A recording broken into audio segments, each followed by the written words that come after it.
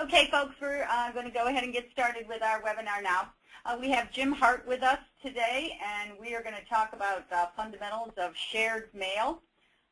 Many of you have maybe heard from Jim in the past several months. I know we've had him on a couple programs, and we've also had Jim present a couple webinars. He is deeply involved, up to his knees, probably. Maybe it's up to your eyeballs, Jim, in the Velasas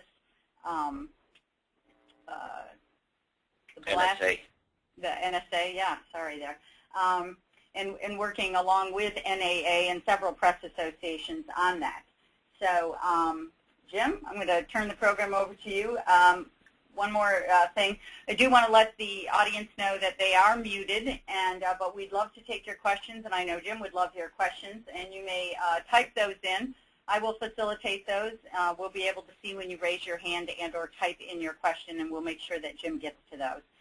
If we get them that they're piling up, we'll answer them as they go along, Jim, if we get a few in the queue. Otherwise, we'll definitely take them at the end. So go ahead, Jim. Great. Very good. Thanks, Patty. Thanks to all of you for being on here this morning.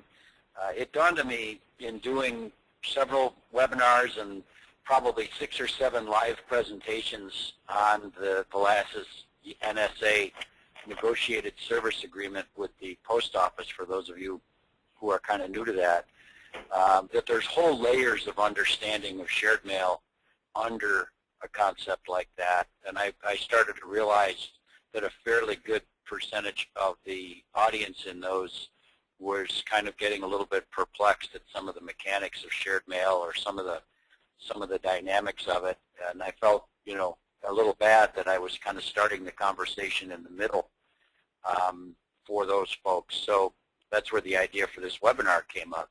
But that said, I shared a lot of this information with a group in Houston a year and a half ago, the NTMC, the Newspaper Targeted Marketing Coalition, and that's made up of the people that run most of the top 50 markets in the United States TMC programs.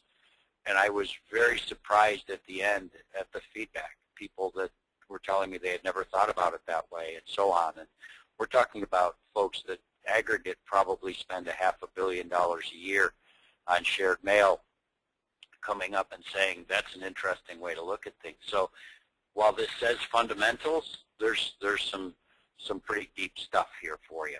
I'm going to go through the glossary.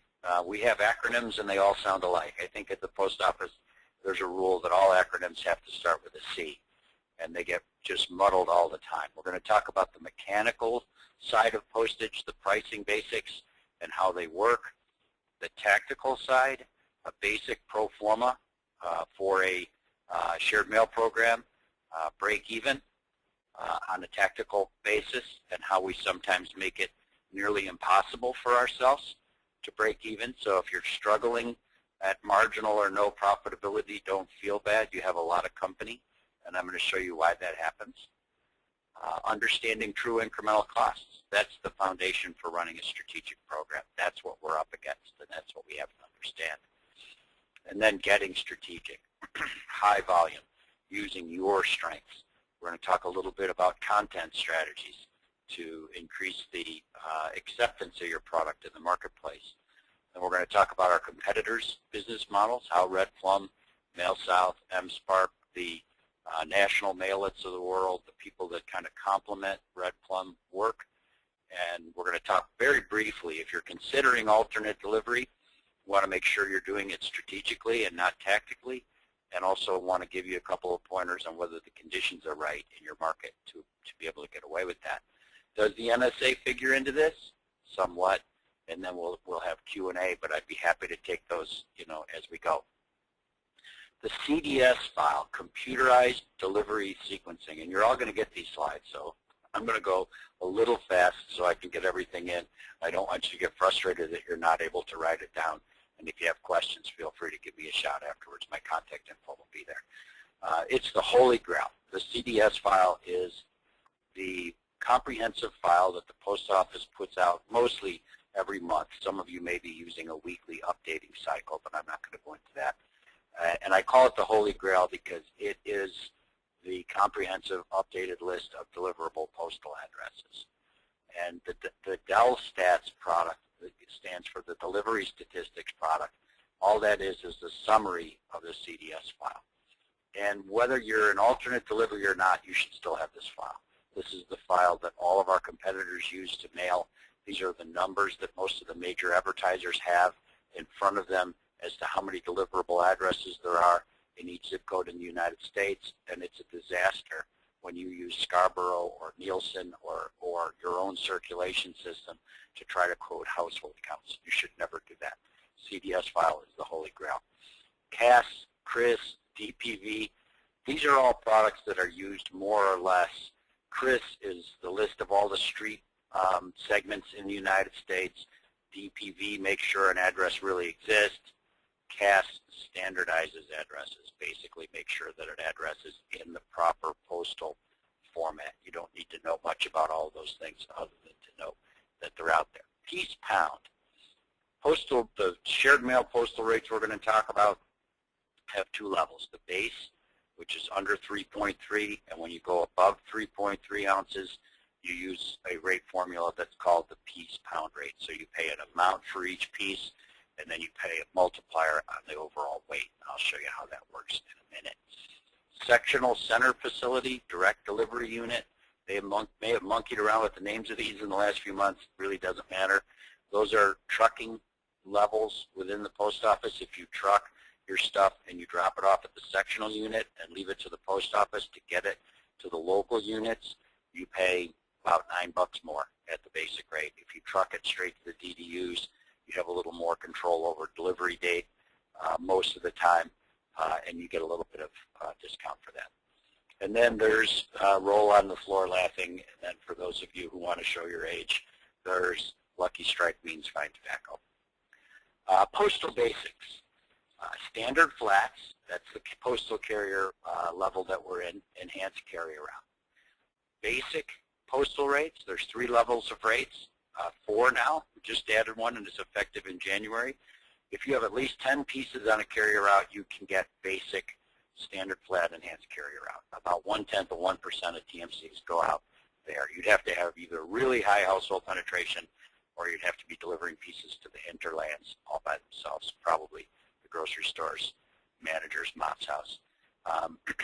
To get the high density, which is where most newspapers are, you have to have 125 pieces on the carrier route, and they have to be in walk sequence. The only way you can walk sequence a postal file is with the CDS list. It's another reason why you have to have it. You don't get access to these better rates without being in walk sequence. Don't confuse that with line of travel. Hopefully most of you are executive level people and couldn't care less about that. Just know that that's what has to happen. High density plus, a new category brought about, I would say, mostly by the lobbying efforts. I would give 90% of the credit for high density plus to Paul Boyle at the NAA. If you know Paul, if you run into him, buy him a drink. 300 pieces in a carrier out in walk sequence saturation. Walk sequence order, you get this great additional discount now. And then saturation mail is when you go to 75% of all addresses, including businesses in the carrier route, or 90% of the residential active addresses in walk sequence order again.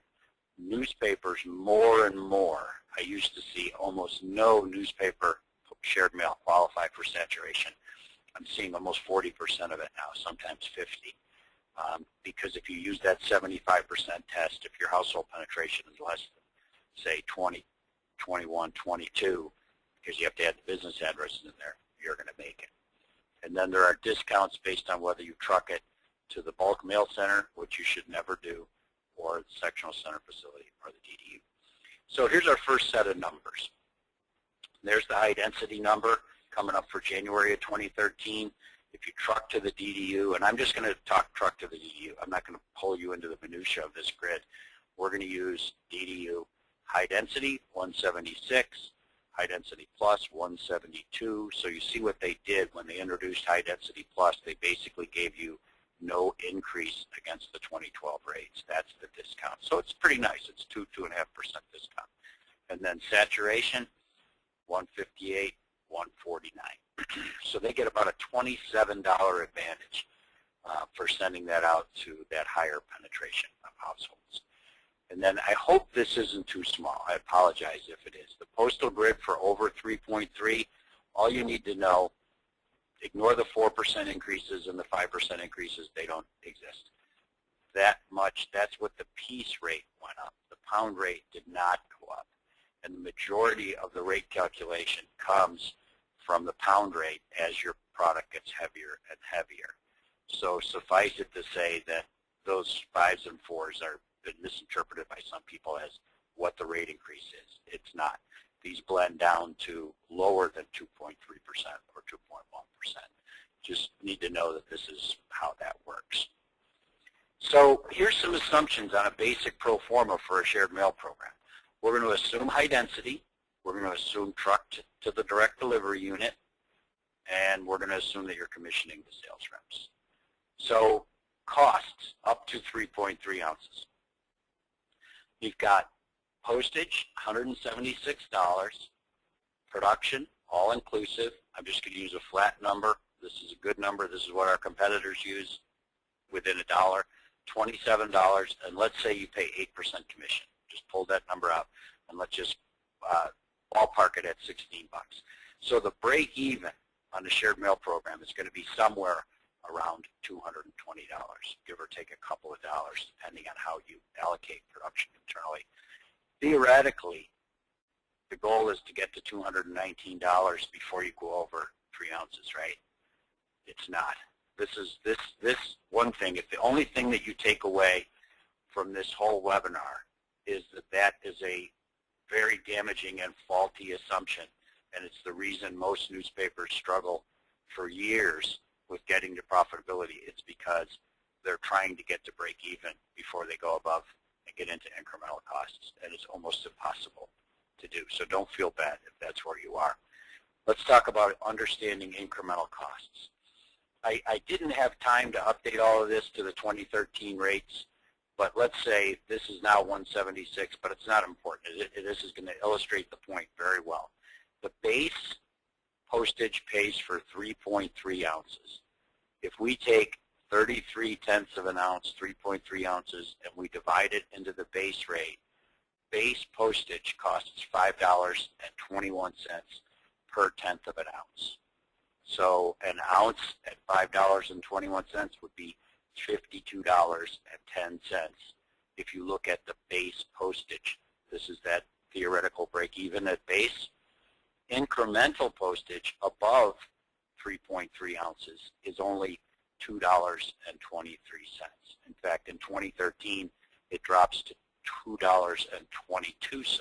It's going down. They want you to run bigger packages. If you've ever been told your rates are really high, you're probably trying to use $5.21 a tenth.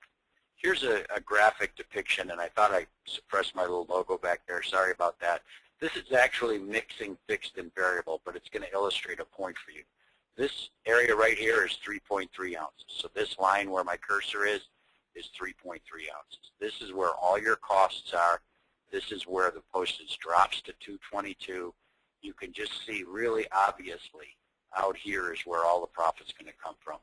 9 TMCs out of 10, and I've walked in and out of 100, 150 of them in the last 10 or 12 years, are right here because they try to build a profit into a break even at 3.3 ounces.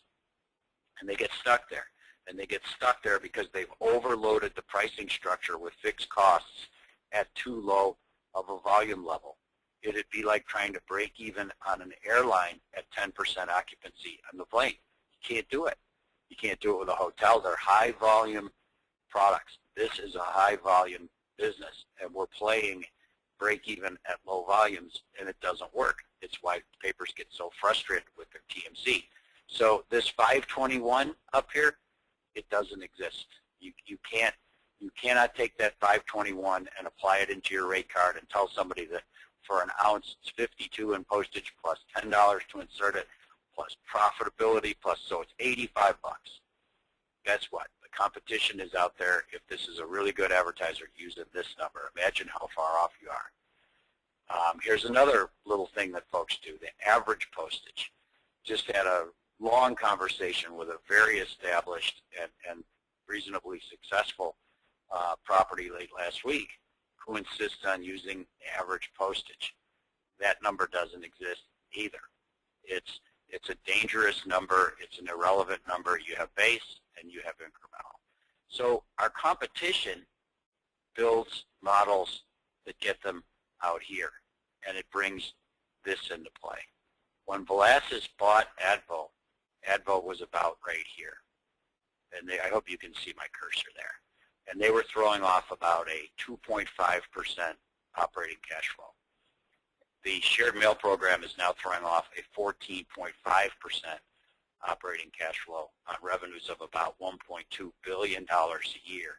And in the investor call in October, the chief financial officer said, you have to understand when we add pieces to this package, the incremental profitability is 50 to 60%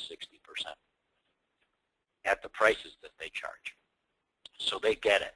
Adding volume to these things is insanely profitable, but it's hard to convince people to do that when they're struggling to break even with it, and they think, you want me to do more of that? Yep. So forget about the average postage number as well. That will keep you from getting out there. There is no average postage. It's meaningless and dangerous concept. So true incremental costs, the delivery. In mail, if you're underweight, the true incremental cost of adding a piece of that package is zero. You're paying for those 3.3 ounces. I was in a paper in mid-November, $2.2 million a year in what we call unused postage. Postal capacity that they were paying for and not using. We're having a field day filling up that Christmas stocking with local business that is at such a high margin. It's ridiculous because what we're doing is retiring unused postage. And then when you go above weight, the incremental postage is 56% less expensive than the base. It's just like adding a person to a plane that you're already paying for and it's going to take off. You might have to add a little bit of gasoline. In fact, it's probably even better to that plane to add that person. The incremental profitability of high load factors in the airplane business is insanely profitable. The expense of running a low airline, well, just ask most of the airlines. In an alternate delivery scenario, the incremental cost of adding a piece to the package is zero. I was working with a paper not all that long ago, and they said, well, our delivery cost in alternate delivery is 25 bucks per insert. How did you arrive at that? Well, we're averaging 4 inserts. Here's that average bugaboo again. So the average delivery cost is 25 bucks, and we add that on to this, and we add on that, we add on that. So let me ask you something. What happens if one of these advertisers quit? Then it's going to be 33, and then it's going to be 50. It reminds me of a cartoon in the Chicago Tribune years ago where they estimated that in 2015 there'd be one person left riding mass transit, and their fare would be $15 million. It's a high-volume business. On the inserting side, this comes up fairly often. The cost of running the mailroom divided by the current number of preprints has no relevance to anything. It is an absolutely irrelevant concept. Most of you are running less volume than you ever were. You're taking an asset that's going to be there whether you're using it or not, and you're dividing them into each other and saying it costs $4, $5, $10, $14 to add an insert into a package. The hourly rate for a temp to man hoppers producing your non-subscriber product is probably $10. And I've been told in a lot of markets it's less, and a few markets it's higher. You're probably running your inserters at least a net throughput of 10,000 packages an hour. You can man at least 2 hoppers, especially if we're talking about single sheets. I've had hundreds of situations where we've had an individual temp man 3 hoppers with no problem, but I'm going to stay conservative here. So if you can bring in a temp to man 2 hoppers that would have been empty, it costs you 50 cents per thousand, and that's a good number in most instances. So I want you to step back. Every once in a while I'll do this for a room full of financial people, and I'll say, I want you to do me a favor. I want you to raise your hand when you think you hear a marketing guy saying, we lose money on every unit, but we make it up in volume. And usually when I get to about the fifth or sixth slide, they start laughing and they start raising their hand because they think that's what they're hearing. What we're really saying is this has to be a high volume proposition in order to work. So let's talk about getting strategic. You have to know that low volume is not an option any more than it is for an airline or a hotel. You have to know when to use straight incremental costs. I'm not professing that you use them all the time, not by any stretch of the imagination. And you have to know when to use less than incremental costs, which is probably a mind bender for a lot of people, but our competition does it fairly often, strategically, very strategically. So let's play to your strengths. You have a much stronger product mix. You know, it's funny when I go in and we talk about Valpak or we talk about Mail South, or one of the things I always get is, well, that's all they do. That's all they do. That's why they're so good at it. They're sitting in their office saying, this is all we've got. Those people at the newspaper have all this stuff. God, if they ever leveraged it all against each other, wouldn't have a chance. You have local feet on the street much more. If you're up against Red Plum, they probably don't have anybody in your market. In big markets, they have one person, two people, three people. In those same big markets, the newspaper might have 30 or 40 or 50 or 60. You have a strong brand. You have a presence in the market. When they want to brag about how people know who they are, they always use the missing child. 80% of people recognize the missing child. Well, back when it used to be a separate card, nobody knew that had anything to do with that packet full of grocery, but they knew that that was the only thing they had that had been branded. The average consumer in the market doesn't even know what Red Plum is. They may know that there's grocery coupons in the paper on Sunday, but I don't think they know what Red Plum is. Go out on ComScore. Their website doesn't even register in your market. They don't exist on the digital side either. You can diversify your revenue streams more readily than they can. You can get less reliance on that. You have to get less reliance on national and major accounts in order to really get good at this. They can't do that. They don't have the feet on the street to be able to do that. Talk content strategies for a second. You have to primarily have an advertising content strategy. That's the only reason we have these products. I'm seeing a rush towards community weeklies, which I love. I'm seeing a rush towards people saying you have to have stories in there. Don't come away from this thinking that I'm anti-editorial content or anti-stories. I love to read stories, but you could get Ernest freaking Hemingway to write editorial content for your jacket, and if you don't have an advertising content strategy, it won't matter. People have to look at that thing, whether it's in the driveway or in the mailbox, and say, oh, there's local ads in there. Oh, there's stories too. If they say, oh, there's stories in there, but they don't perceive it as the place where the pizza ads are, or where the oil change ads are, or where the dry cleaner ads are, we're up against people that have no stories whatsoever, and they're doing billions of dollars of advertising. So work your advertising content strategy first. Make sure there's a dry cleaner in every package. Make sure there's a pizza guy or two in every package.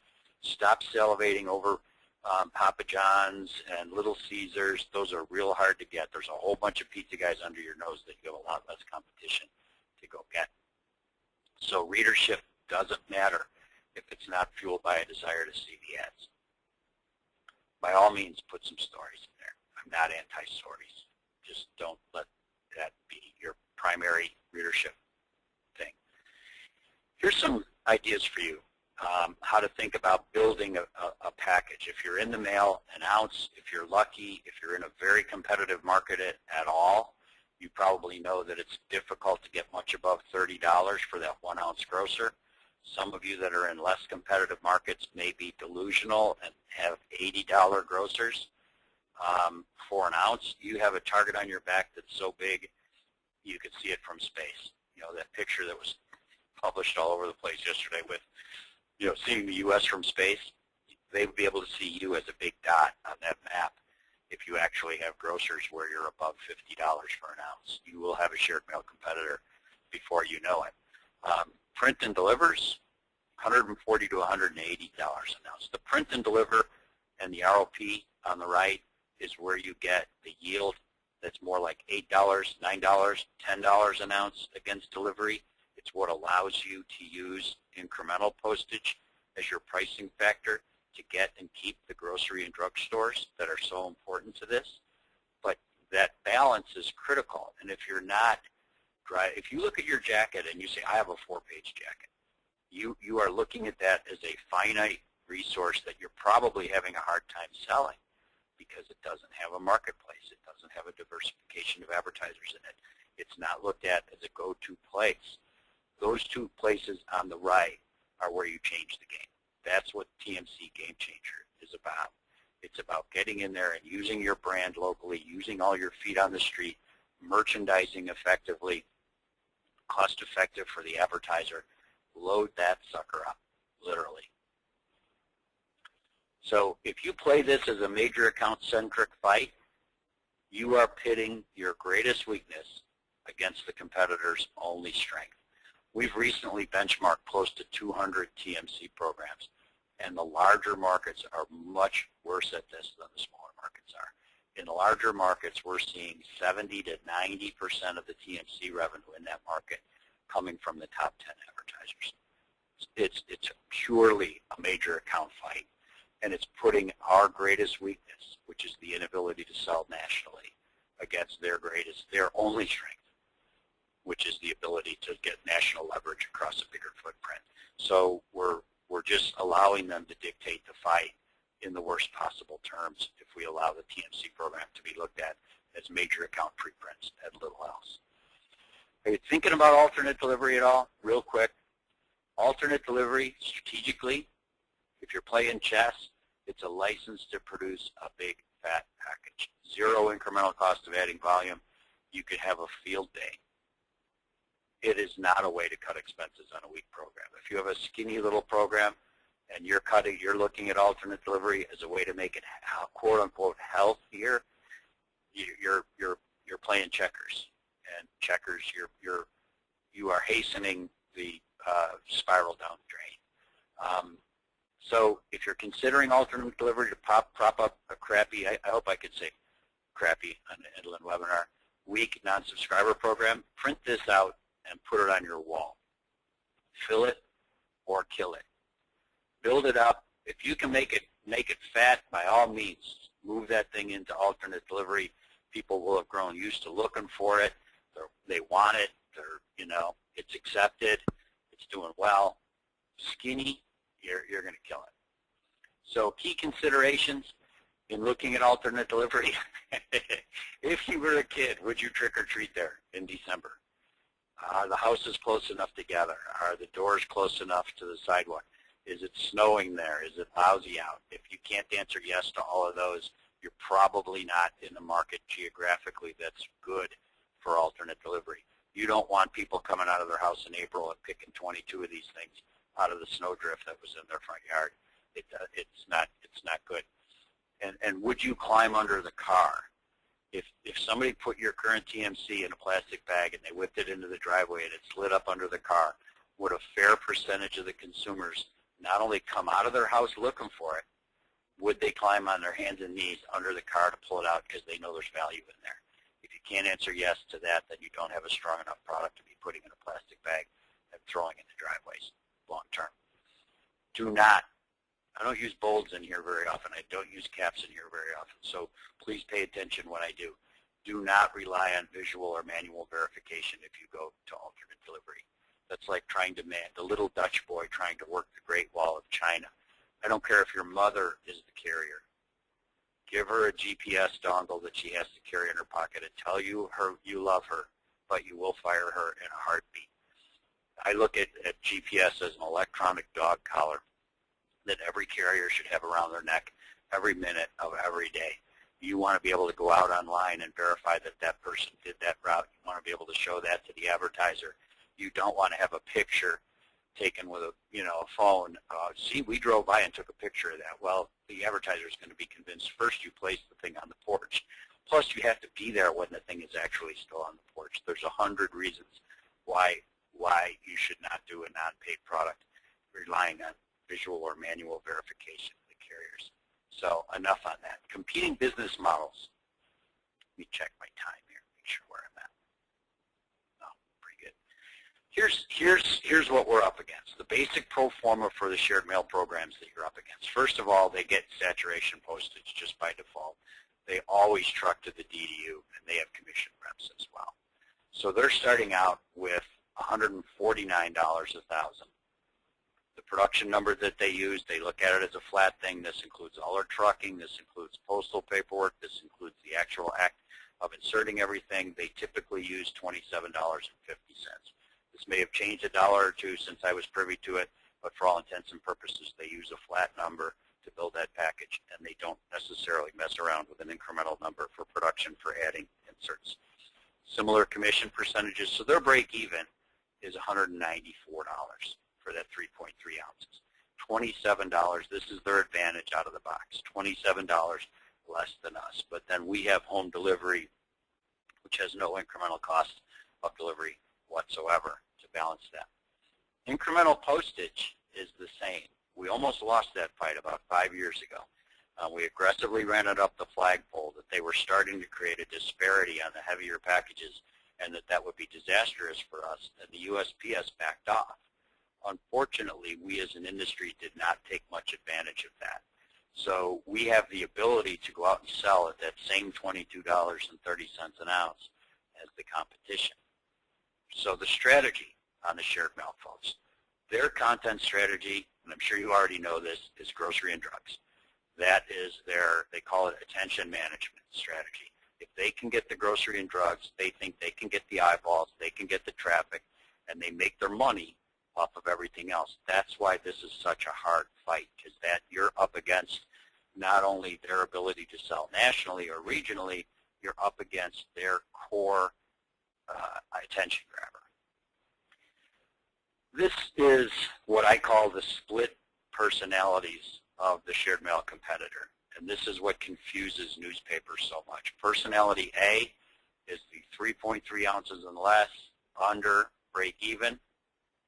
Personality B is how they behave differently when they get into the incremental world and they're above break even.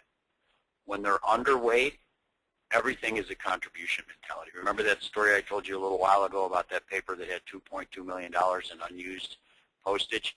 At that point, everything you bring in is contribution, except for the printing cost and maybe $1 to insert it. And you have to take on that mentality. That's how you retire underweight. It's 100% profit. They are at their most dangerous. I've heard stories over and over again, usually involving Kroger, who fortunately is still run by people who value getting in front of a good audience, being offered a year for free because they have the capacity, they've committed to deliver in that market. It costs them incrementally nothing to put that into their product, and it gets the eyeballs and it lets them go get the other grocers who will follow Kroger most of the time. Kroger tends to be a market leader where they do this. And then they can go get all those single sheets where they make all of their money. So in personality A, they're a cobra. They are losing money, which happens very rarely, and especially now because they're so established, but they act differently then, and it confounds newspapers sometimes. Personality B, they become more predictable. They have to create contribution. They can make an exception. Again, grocery and drugs, all bets are off. Grocery and drugs, they're in incremental mode almost all the time, the $22 an ounce. Here's a little formula, and I'm going to go through this kind of fast, and I apologize for that.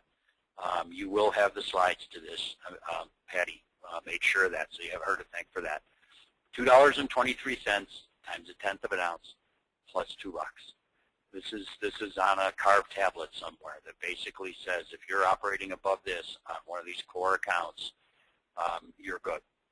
So if you're looking at a 1 ounce Albertsons piece, you can count on the fact they might be at $30, but they also, if it's really competitive and you guys have really ground out at each other, it wouldn't surprise me if they were at $25 or even a little bit less. And if you're thinking that your cost is $5.21, the base, you're just probably, your hair's sticking out saying, who are these people? And they're crazy because you think your cost, because you're looking at it at a base level, is $50 an ounce. You can see how far apart we are sometimes and why we struggle the way we do sometimes. So for example, 1 ounce piece, $24.30. Everything over that contributes to the overall profitability of the program. But again, you have to get a mix of advertising in there, and you have to get up into the 5 and 6 ounce range for this to be true. Otherwise, if nobody's paying the $5.20, then the finance people who think I'm saying that we lose money on every unit are right. So there is a point where you can't play this as a low volume game. It's a catch-22. In order to be profitable, you have to have high volume. In order to have a high volume, you have to be willing to make some sales that could put you in an unprofitable situation for a while. So more than likely, you're looking at $8. $22.30 plus 8. More than likely, you're looking at a minimum of $30 for an ounce. If you don't have a scale in your office because you're not mailing yourself, you're missing something. Go out and get a really good scale, about $150. You want one that weighs down to the 100th of an ounce. All others are whatever the market will bear. If you're looking at a decent-sized furniture store, let's say, that runs fairly often, but they're not a core player, they're not a base player, you're probably looking somewhere more in the range of $37.50 an ounce plus 15 or 20 bucks. This is where they really start to recoup some of the money from these mid-level players. The single sheets might go out at, in a very competitive market, 25 bucks, which makes newspapers just scratch their head. They weigh 0.2 of an ounce. Incremental postage is $4.46. The excuse me, the printing might be for them 11 bucks. They're making 10 bucks. They're making a 40% margin against their incremental costs to contribute to the base, and that's how they retire the base. ANNE used to be the Advo National Newspaper Extension. This is actually the daughter of a friend of mine named Greg Ditto, who put the network together when he worked at Advo 15 or 20 years ago. Had a conversation with him yesterday to kind of compare notes. It's now the Auxiliary National Newspaper or something like that. And it's a national shared mail network outside of major metro markets. And it consists predominantly of MSpark, who used to be known as MailSouth. National Mail It out of Shreveport, Louisiana, does that region of the country. CBA is Carrier Boys of America, who are on Long Island, northern New Jersey, Philadelphia. And then a company called Target Direct, and there's another variation on Target Direct. They're mostly up in the northeastern states. They mail weekly or monthly.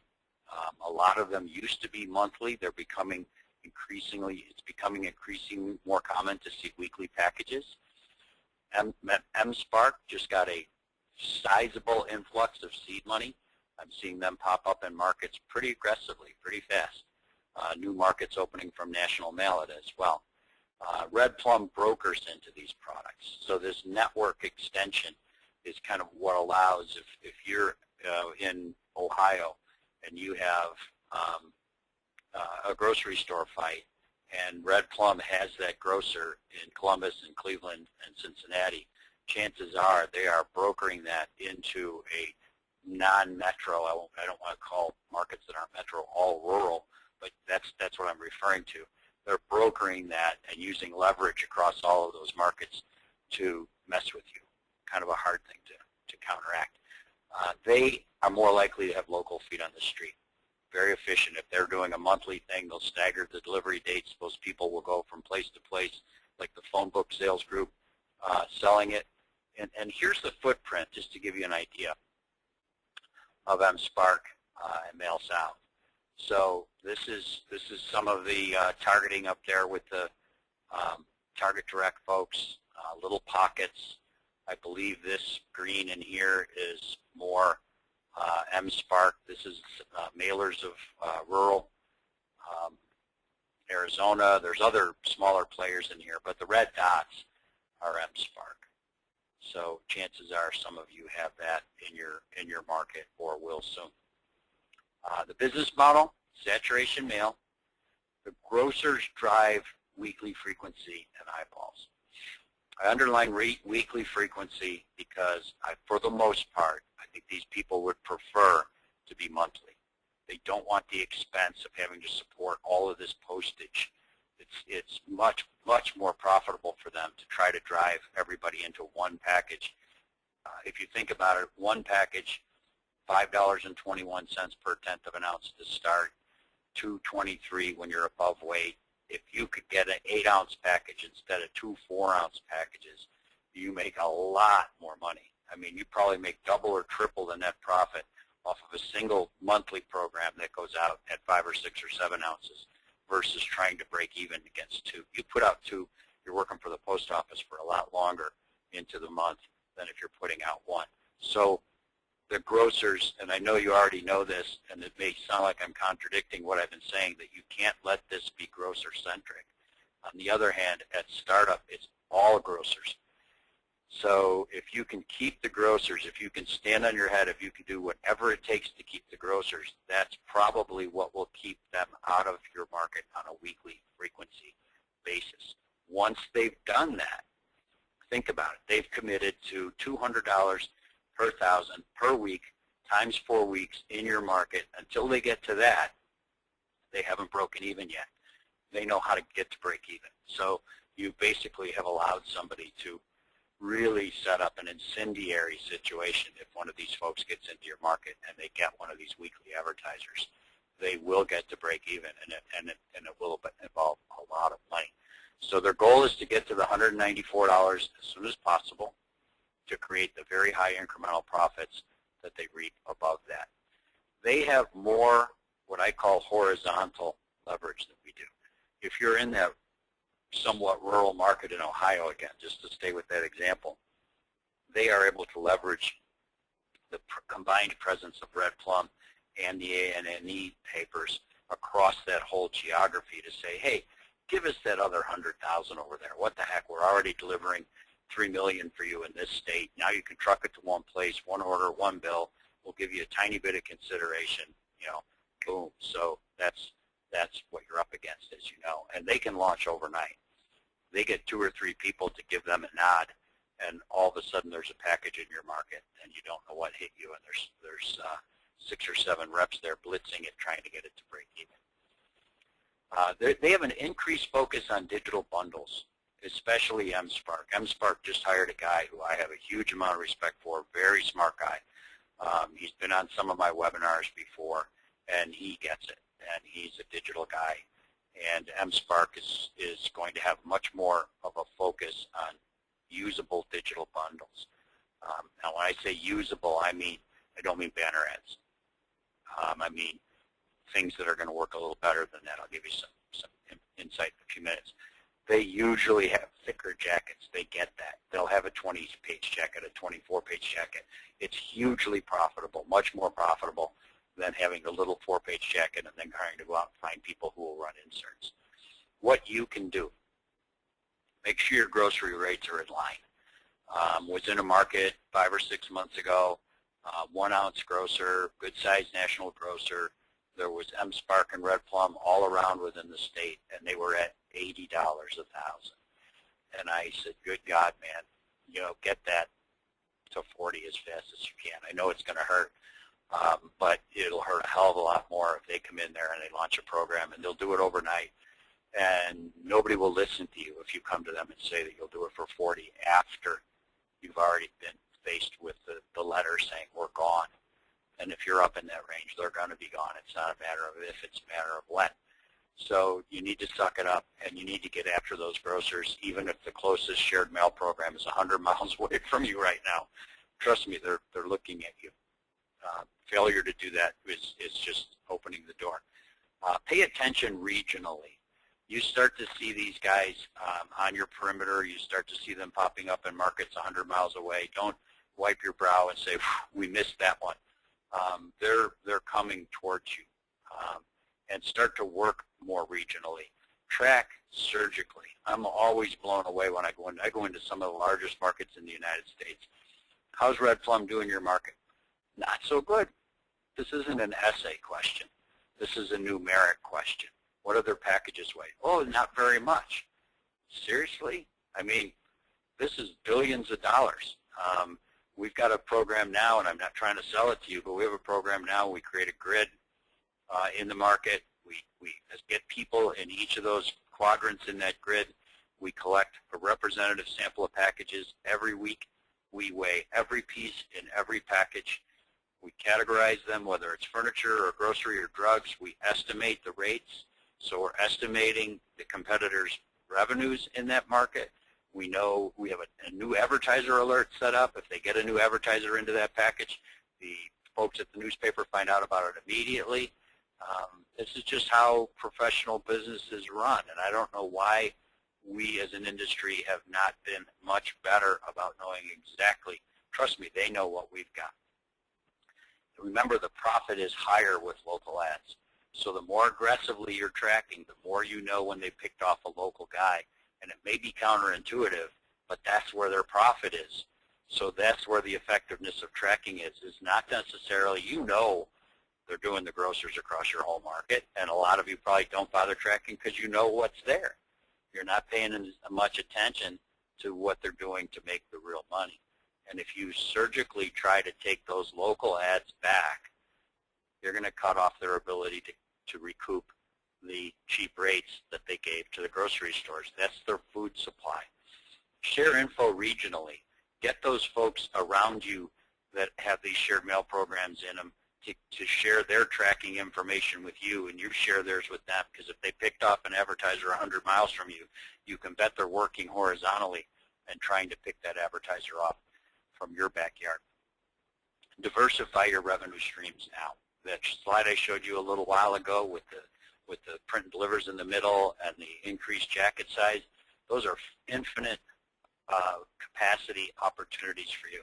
And the more you grow those, the more latitude you have to be reasonable with that grocer, to be aggressive with that grocer without having to sit there and say, oh gosh, now we have to go to alternate delivery because now we'll really be losing money on this thing.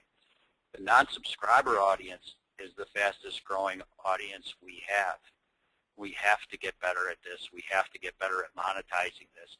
And doing the same thing the same way is just going to get worse because there's fewer and fewer big advertisers out there all the time. So create meaningful digital bundles. Look at Valpak. Go through Valpak. Smart people. There's tracking things in there that allow, there's QR codes, which are 20 years old. We think they're new, but they're really old. If you're going to do a print and deliver or an ROP ad with a coupon in there from a taxi, put a QR code in there and say, click this right now and download the coupon to your phone. So when you're out and about on town and you need a taxi, just open up your phone and show us the coupon.